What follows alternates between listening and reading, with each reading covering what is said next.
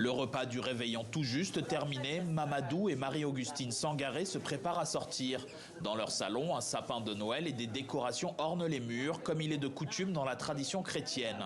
Mariés depuis 2015, ce couple ne partage pourtant pas la même confession. Moi je suis Peul et elle est Bamana.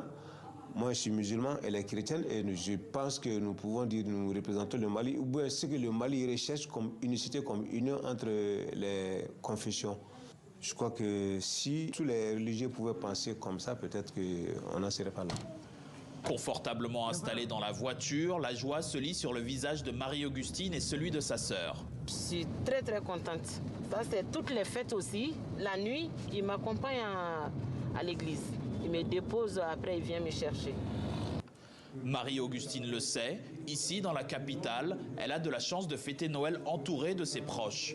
Mais dans plusieurs endroits du pays, l'heure n'est pas à la fête. Alors ce soir, elle pense particulièrement aux victimes de la guerre.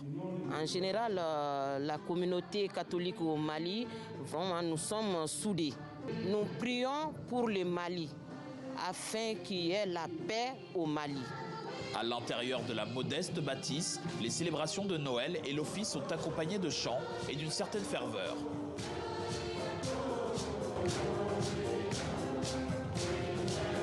Cela jusqu'au bout de la nuit. Nous sommes dans un pays où il y a quand même les musulmans qui dominent, n'empêche, le Seigneur c'est pour tout le monde et nous souhaitons vraiment bonne fête à tout le monde. Le lendemain est pour marquer le jour de la nativité. Le couple Sangaré reçoit quelques amis, sans jugement et dans un esprit de tolérance, des valeurs qu'il faudrait promouvoir partout dans le pays selon le couple. Croire, c'est quelque chose de très intime. L'essentiel, c'est que chacun pratique correctement sa religion. Elle m'aide dans ma religion et moi je l'aide dans ses pratiques. Fondamentalement, ce qu'il faut vraiment éviter dans un pays, c'est les guerres ethniques et les guerres religieuses. Parce que ça n'a pas de solution. Jusqu'ici, on est arrivé à le faire et Dieu m'en garde qu'on arrive là.